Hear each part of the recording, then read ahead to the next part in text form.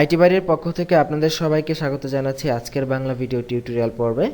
আমাদের আজকের পর্বের বিষয় হচ্ছে অডিও প্লেয়ার বা একটি ওয়েবসাইটে আমরা কিভাবে অডিও ইউজ করতে পারি, বা আমাদের HTML যে পেজটি আমরা ডিজাইন করব বা HTML আমরা কিভাবে অডিও ইউজ করব। তো গত পর্বে আমরা অ্যানিমেশন নিয়ে কথা বলেছিলাম, আশা করি সবাই সেগুলো ক্লিয়ারলি করতে পেরেছেন।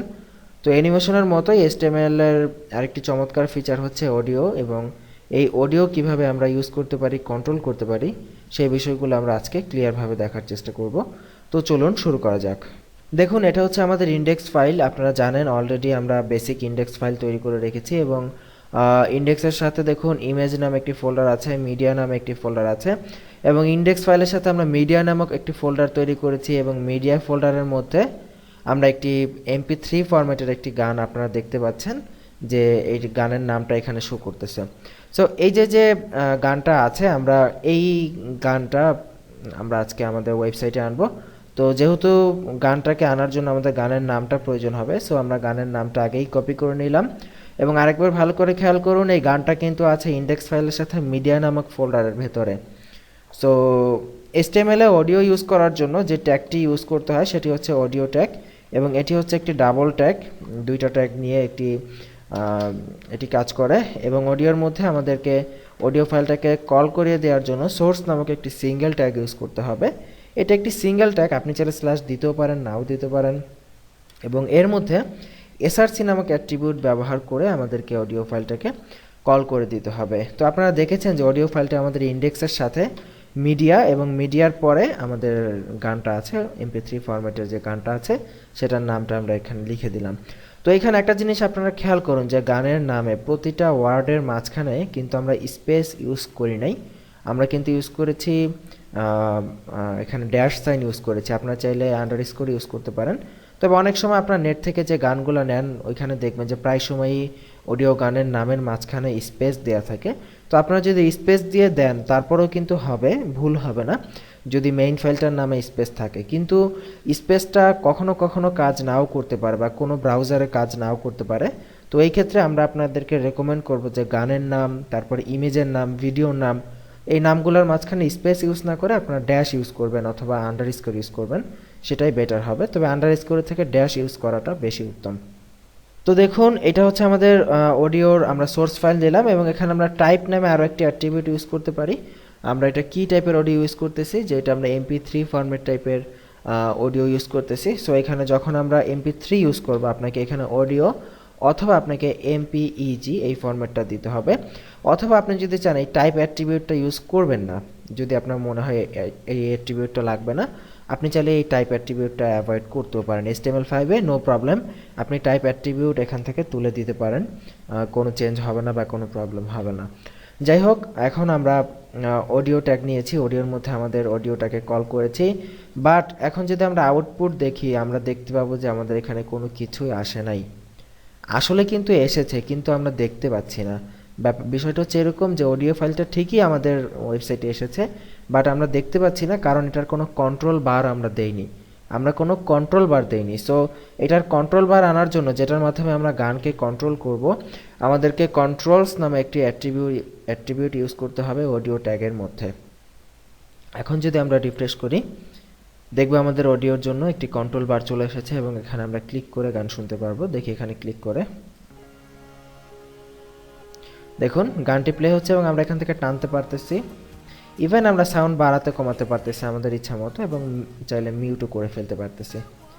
সো এই হচ্ছে অডিও ট্যাগের বেসিক, যে আমরা কীভাবে অডিও ইউজ করবো। অডিও ট্যাগ নিতে হবে, তার মধ্যে সোর্স নিতে হবে, সোর্সের মধ্যে src অ্যাট্রিবিউটের মধ্যে আমরা আমাদের অডিও ফাইলটাকে আমাদের ফোল্ডারে কোথায় আছে, রুটে কোথায় আছে, সেখান থেকে আমরা দেখিয়ে দিব। সো এখন একটা জিনিস আপনি খেয়াল করুন, এই পেজটাকে যদি আমরা রিফ্রেশ করি, দেখবো গানটা মানে অফ হয়ে আছে। অফ হয়ে আছে বলতে কি, মানে শুরুতে গিয়ে আটকে আছে। তো আমরা যদি এমন চাই যে পেজটা রিফ্রেশ করার সাথে সাথে বা পেজটা লোড হওয়ার সাথে সাথেই গানটা প্লে হবে, তাহলে আমরা কি করব? তাহলে ঠিক এইখানে অডিওর মধ্যে আমাদেরকে আরেকটি ব্ল্যাঙ্ক অ্যাট্রিবিউট ইউজ করতে হবে, সেটি হচ্ছে অটো প্লে নামক একটি অ্যাট্রিবিউট আমরা ইউজ করে দিব। অটো প্লে যদি দেই, এবার যদি আমরা রিফ্রেশ করি, দেখব অটোমেটিক্যালি গানটা চলতেছে, আমরা দেখতে পারতেছি যে গানটা অলরেডি চলতেছে। সো এটা হচ্ছে আরেকটা ফিচার। আমরা চাইলে আরও একটা ফিচার ইউজ করতে পারি, যেমন দেখুন গানটার যদি আমরা শেষ পর্যায়ে যাই, একেবারে শেষ পর্যায়ে দেখুন শেষে গিয়ে কিন্তু গানটা শেষ হয়ে গেছে। বাট আমরা চাইলে এমন করতে পারি যে গানটা শেষে গিয়ে শেষ হবে না, গানটা শেষ হওয়ার পর পুনরায় আবার অটোমেটিক্যালি প্লে হবে। তো এটা করার জন্য আমাদের আরেকটা ব্ল্যাঙ্ক অ্যাট্রিবিউট স্পেস দিয়ে ইউজ করবো, লুপ অ্যাট্রিবিউট। এবার যদি রিফ্রেশ করি এবং এটা যদি শেষের দিকে আমরা একটু কাছাকাছি দিই, দেখুন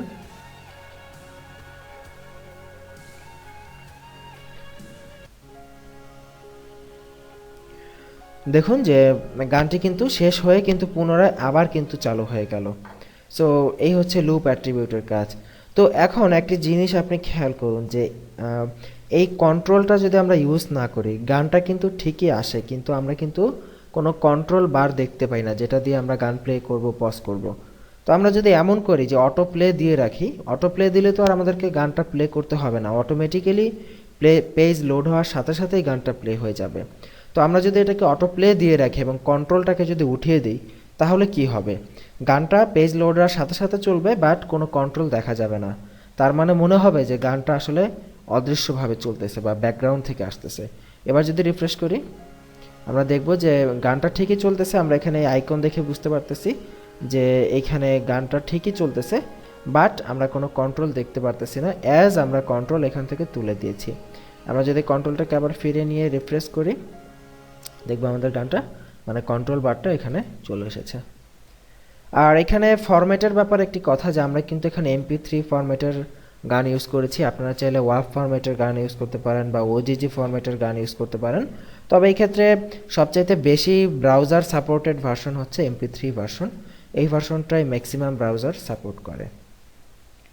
সো এই হচ্ছে অডিও ট্যাগের বেসিক, এবং আপনারা যদি চান এই অডিওতে কিছু CSS যোগ করবেন তাও কিন্তু করতে পারেন। তো CSS যোগ করার জন্য আপনারা জানেন এই HTML এর সাথে CSS অলরেডি কল করানো আছে, এবং আমরা এখানে অডিও ট্যাগকে সিলেক্ট করে দিব এইভাবে।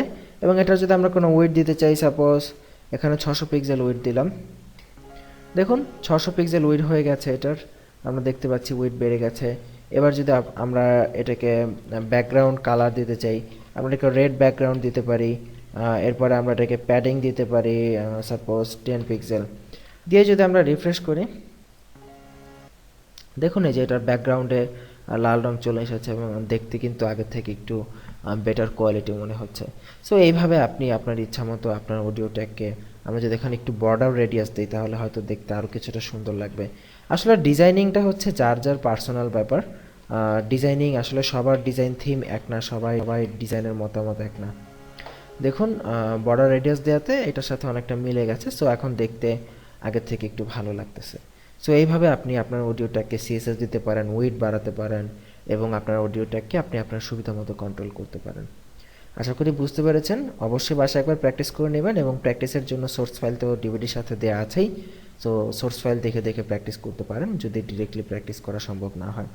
তো ভালো থাকবেন সবাই, সুস্থ থাকবেন। আগামী পর্বে আমরা দেখব ভিডিও কিভাবে আনবেন, ঠিক অডিওর মতো ভিডিও কিভাবে আমরা আনতে পারি এবং কিভাবে ইউজ করতে পারি। তো সেই পর্বের আমন্ত্রণ জানিয়ে এখানেই বিদায় নিচ্ছি। আল্লাহ হাফিজ।